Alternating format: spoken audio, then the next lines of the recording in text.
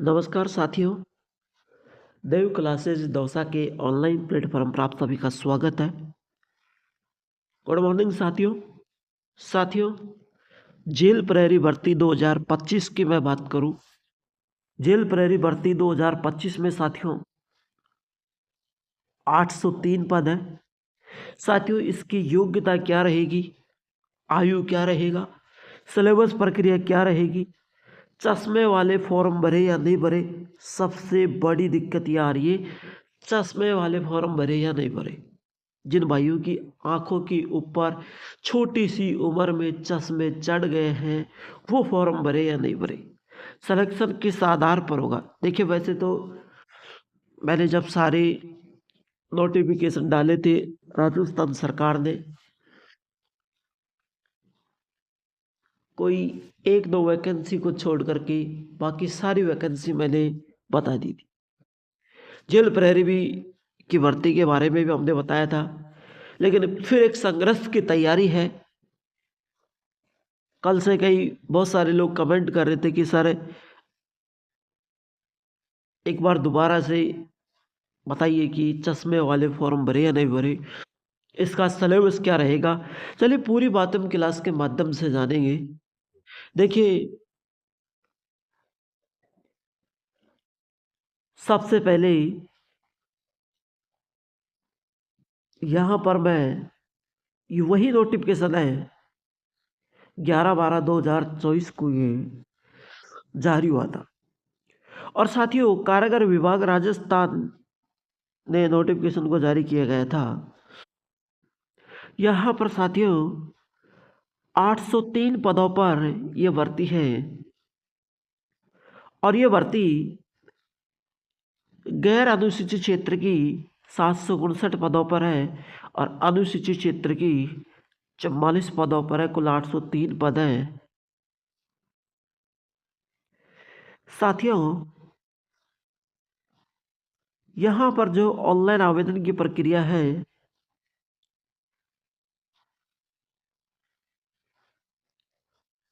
वो आज 26 दिसंबर हो गई, लेकिन 24 दिसंबर से चालू है। 2 दिन पहले से ये ऑनलाइन आवेदन की प्रक्रिया चालू है। सही है।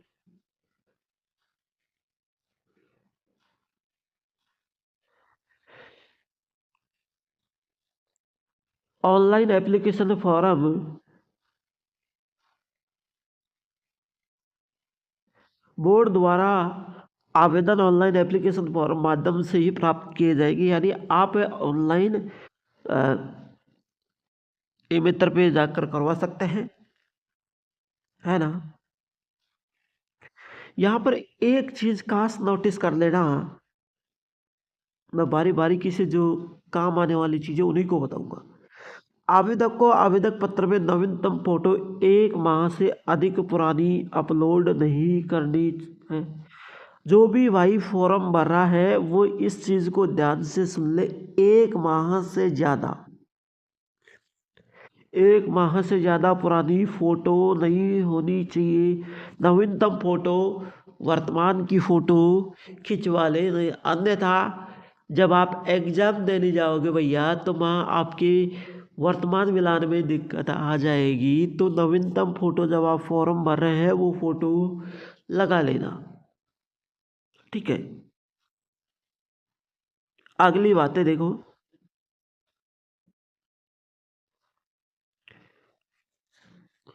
आवेदक को ऑनलाइन आवेदक दृश्य चिन्ह वैलिड मार्क करना अनिवार्य है। भर्ती के लिए आवेदक प्रक्रिया के दौरान उम्मीदवार को स्वयं की पहचान को आवेदक पत्र में सत्यापित करना होगा, जिस हेतु उसके पास निम्नलिखित सत्यापन विधियों को भी एक विधि का चयन करने का विकल्प उपलब्ध होगा। आधार कार्ड आधारित सत्यापन आवेदक करेगा। यदि अभ्यर्थी आधार कार्ड का उपयोग करके OTR जनरेट करता है, वन टाइम रजिस्ट्रेशन, तो किसी भी माध्यम से सत्यापन की आवश्यकता नहीं है। यदि अभ्यर्थी आधार कार्ड से ही आधार ही सत्यापन करता है तो OTR वन टाइम जनरेट होगा, तो और किसी माध्यम से सत्यापन करने की जरूरत नहीं है। यदि OTR one time SSO Jan Aadhaar के माध्यम से जनरेट होता है तो उम्मीदवार को आवेदक पत्र में निम्नलिखित जानकारी का सत्यापन करना होगा। और आधार से करता है तो कोई जानकारी का सत्यापन करने की जरूरत नहीं है, वहां पर सारा एड्रेस पता आ जाता है आधार की। यदि आधार कार्ड नहीं है, या अभ्यर्थी स्वयं आधार नंबर दर्ज कर और फिर डेटा में दर्ज की गई जानकारी, अभ्यर्थी का नाम, पिता का नाम, माता का नाम, जन्म तिथि का सत्यापन किया जाएगा। यानी आप जो आधार कार्ड में सीधा ई मित्राला ने फायदो से थाकू भी देखो अच्छे तरीके से फायदो मिलोगे हम। तो आधार कार्ड से वन टाइम पासवर्ड रजिस्ट्रेशन करवाओगे तो आधार कार्ड डालते हैं था और पूरे एड्रेस में उठाया जाओ। अब एक बात ई मित्राला ने यह फायदा मिलोगे, देखो ई मित्राला ने इस चीज़ से ये फायदा मिलेगा, ई मित्राला को फायदा ये मिलेगा इसमें, वो जो डाटा भरना होता है तो वो उसको डायरेक्ट उसी में आ जाएगा। लेकिन उससे कोई मतलब नहीं है अपन को फायदा क्या मिलेगा। मान लीजिए आप ही मित्र आप वहाँ पास बैठे हैं बिल्कुल, लेकिन आप फॉर्म भरवा रहे हैं, आप ही मित्र वाले के जस्ट बगल में चेयर पर बैठे हैं, लेकिन कुछ भी गलती हो सकती है उससे, और आप उनसे कहते हैं कि भाई चेक कर दो, मैंने फॉर्म भरते खूब दिखाता है, लेकिन फिर भी कोई ना कोई गलती हल्की सी रह ही जाती है। इसलिए आप आधार कार्ड नंबर डालो, तुरंत वहां पर सारा एड्रेस आएगा अपना। अरे दूसरे तरीके वहां पर सारा एड्रेस आएगा, और सारा एड्रेस आने के बाद कोई दिक्कत नहीं है, फिर आराम से चेक कर लो। अगर आधार कार्ड में कोई मिस्टेक है तो उसे चेंज कर लेना। ठीक ठीक है। अभ्यर्थी से हम आधार नंबर दर्ज करके फिर डेटा दर्ज की गई जानकारी, अभ्यर्थी का नाम, पिता का नाम और जन्म तिथि को सत्यापन किया जाएगा। यदि आधार कार्ड नहीं है तो अभ्यर्थी आवेदन पत्र हेतु निर्धारित समय समिति की घोषणा करनी होगी। करने के बाद अभ्यर्थी निम्नलिखित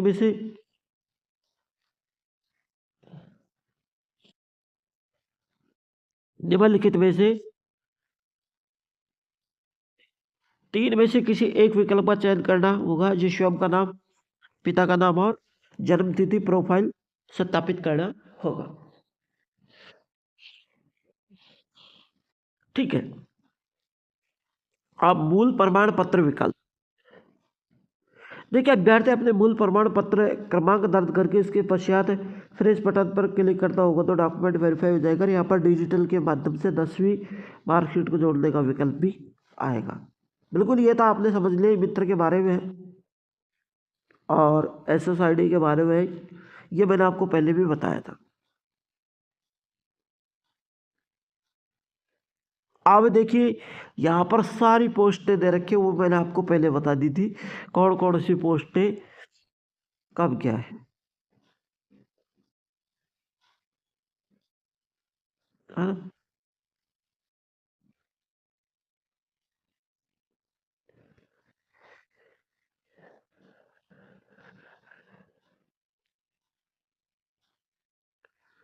पूरी जानकारी मैंने आपको बता दी,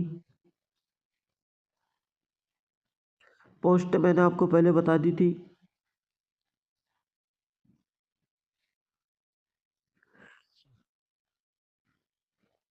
एक बार सारी पोस्टें देख लो आप, मैंने आपको पहले बता दी।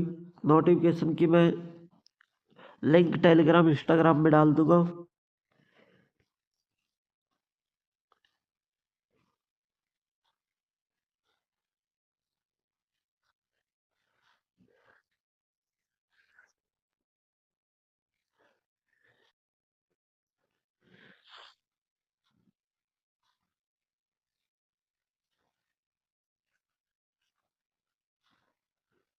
यहाँ पर देखिए भाई एक चीज लिखी हुई है, राजस्थान दिव्यांग जन अधिकार नियम 2018 के नियम 602 के प्राविधिक समिति की बैठक दिनांक 22/4/2022 के क्रम में बैठक कार्रवाई विवरण दिनांक 28/4/2022 के अनुसार कारागार विभाग में जेल प्रहरी पद की भर्ती में बैच क्रमांक दिव्यांग जनों के आरक्षणों में आरक्षण से छूट प्रदान की गई है। भाई दिव्यांग जनों के लिए यहाँ पर छूट प्रदान की गई है ना। तो दिव्यांग जनों के लिए यहाँ पर छूट प्रदान की गई है। आगे चले, देखिए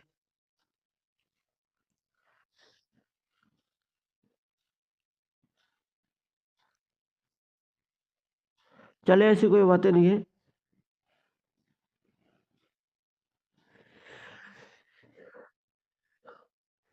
भाई नोटिफिकेशन को बारीकी से देखना होता है कि आपके हित का सवाल है।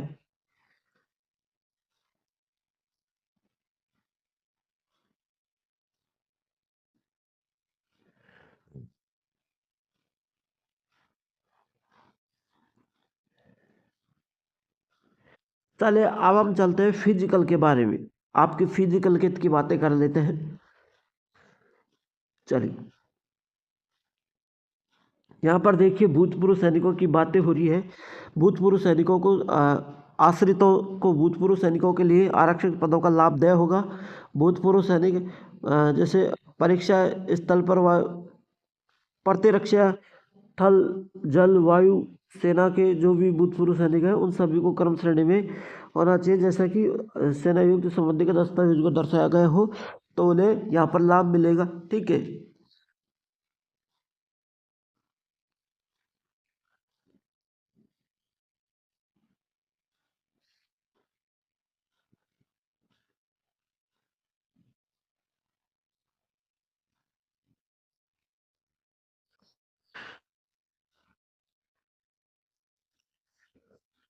चलिए अब तो की फिजिकल की बात कर लिया।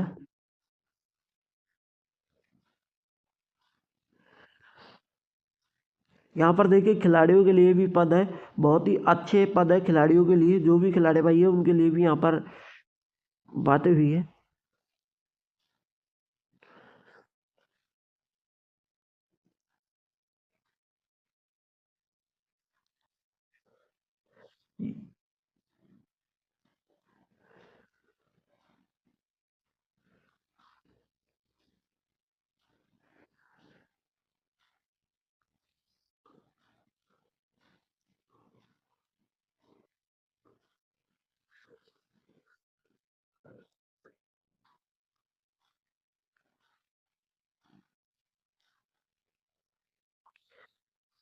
अब देखिए तो योग्यता की बात करूँ तो सेकेंडरी पास और हिंदी भाषा का ज्ञान होना जरूरी है, राजस्थान संस्कृति का, और कोई नहीं है।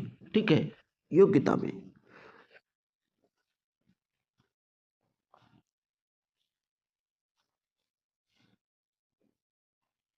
चलिए, हाँ बिल्कुल साहब, हम आ चुके हैं आपके फिजिकल पे। ठीक है, यहाँ पर देखिए आप इस चीज को बारीकी से पढ़ेंगे। फिजिकल की बात करूं मैं, शारीरिक दक्षता की बात करूं मैं, राजस्थान कारागार अधीनस्थ सेवा नियम 1998,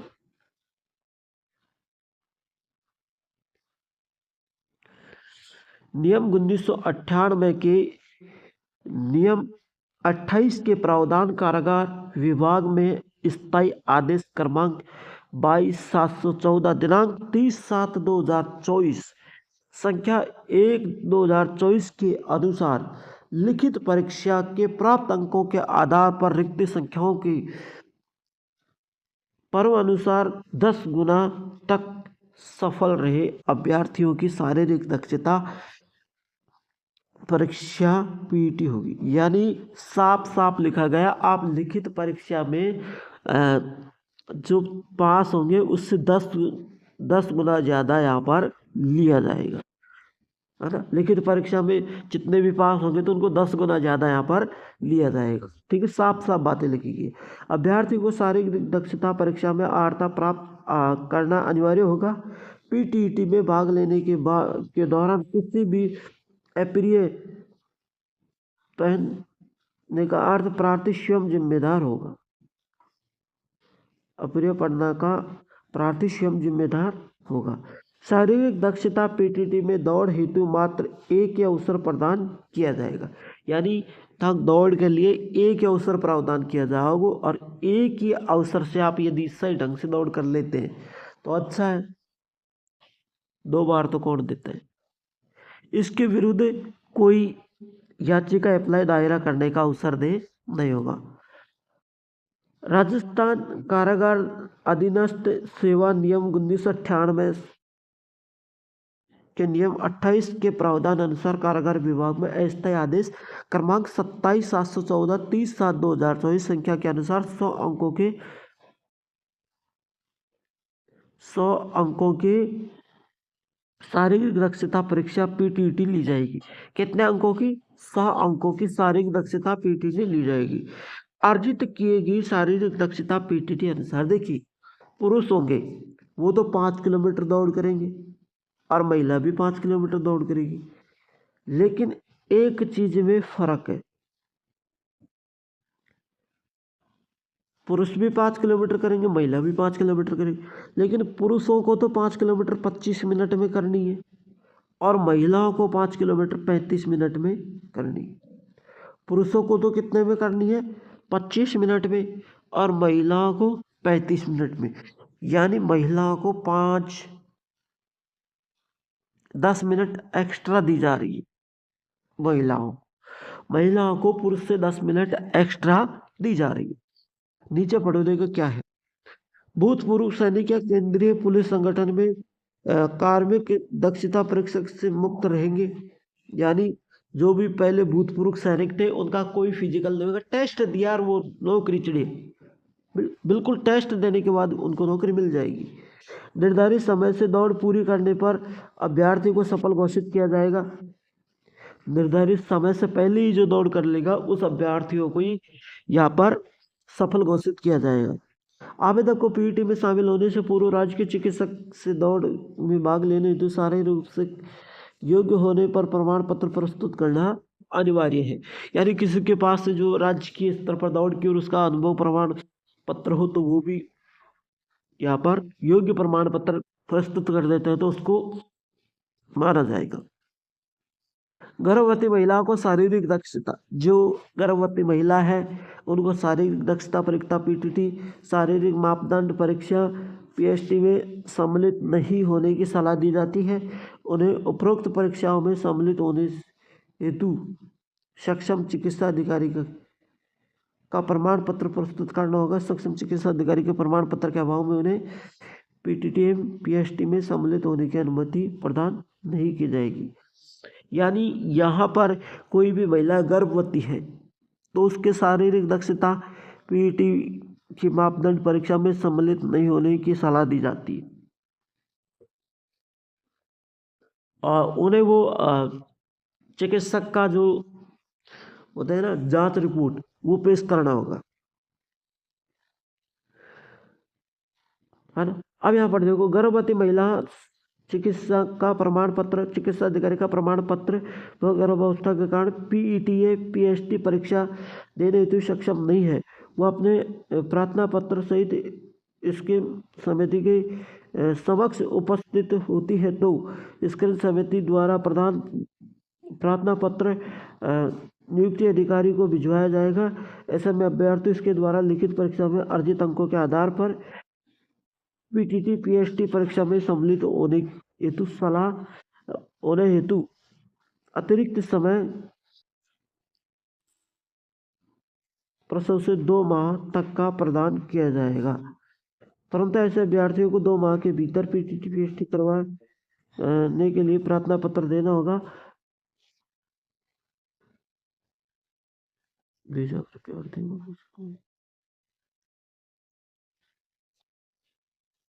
2 माह का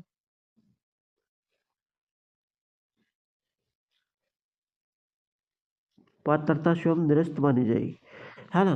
तो अब क्या होगा, इनका जो पत्र है, लेटर है, वो आगे भिजवाया जाएगा और वो अधिकारी है ना 2 महीने की इनको छूट देंगे कि भाई आप 2 महीने बाद दौड़ कर लेना, आप 2 महीने के बाद फिजिकल कर लेना।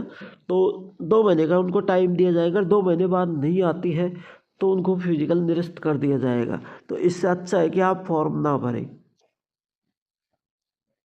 स्क्रीन समिति प्रतिदिन दौड़ आयोजन करने से पूर्व मैदान की स्थिति में उचित निरीक्षण का रिपोर्ट तैयार करेगी। मैदान की उपयुक्तता के संबंध में बोर्ड का निर्णय अंतिम होगा। पुरुष अभ्यर्थी की यहाँ पर देखो ऊंचाई की जो बात हो रही है वो न्यूनतम 168 सेंटीमीटर। सीना बिना फुलाए तो 86 सेंटीमीटर, बिना फुलाए 81। ठीक है, आगे देखिए महिलाओं की बात कर लेते हैं। महिलाओं की ऊंचाई है जो 152 सेंटीमीटर और वजन है 47। महिलाओं की ऊंचाई और वजन नापा जाएगा।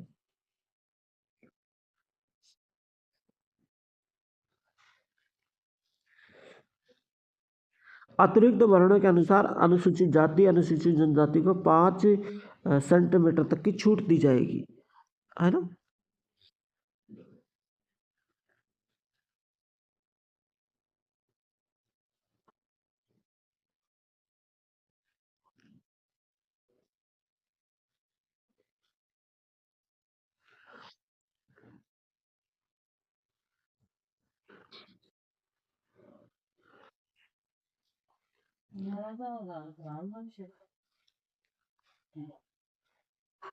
अब यहाँ पर देखिए मैं जो बात कर रहा था, यहाँ पर मैं जो बता रहा था आपको कि चश्मे की बात कर रहा था कि चश्मे वाले फॉर्म भरे या नहीं भरे, है ना। बिल्कुल इसी की मैं बात कर रहा था।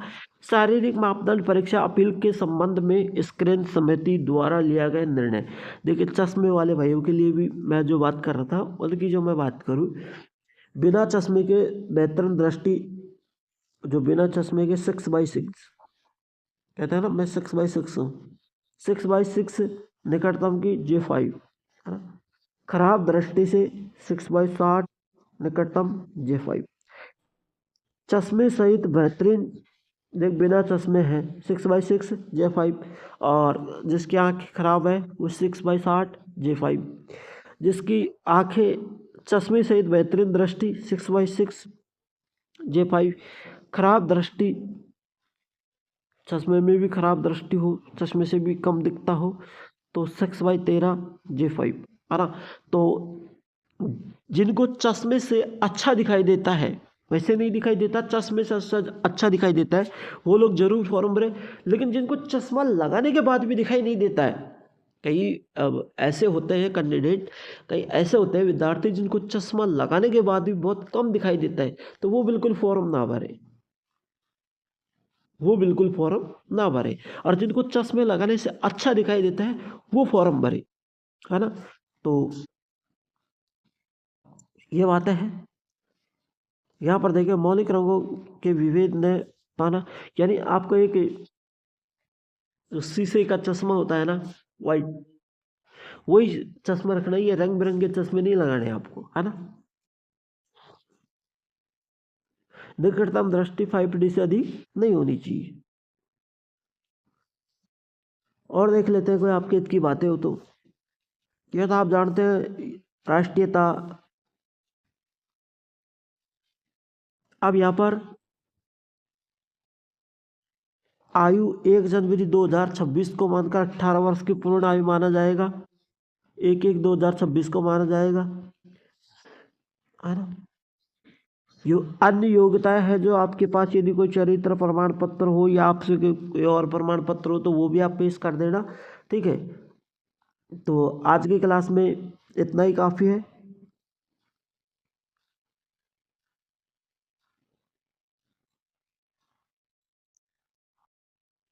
तो अगली क्लास से कल लेकर आएंगे,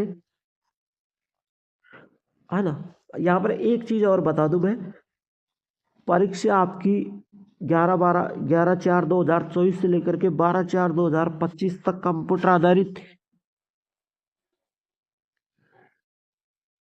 परीक्षा दिनांक 9/4/2025, 11/4/2025 से 12/4/2025 को कंप्यूटर आधारित, टैबलेट आधारित या कंप्यूटर आधारित या ऑफलाइन ली जा सकती है, किसी भी प्रकार से ली जा सकती है। एडमिट कार्ड आपका 7 दिन पहले जारी हो जाएगा। तो मैं विदा लेता हूँ, फिर मिलूंगा एक ऐसी क्लास के साथ। अगर साथियों क्लास अच्छी लगी हो तो लाइक शेयर ज़रूर करना, क्योंकि हम आपके हित के लिए मेहनत करते हैं। हर वैकेंसी की जानकारी हम आपको सही तरीके से भले ही थोड़ा लेट बताते हैं लेकिन सही और सटीक बताते हैं। तो लाइक शेयर करना और क्लास कैसी लगी एक प्यारा सा कमेंट करना। Thank you.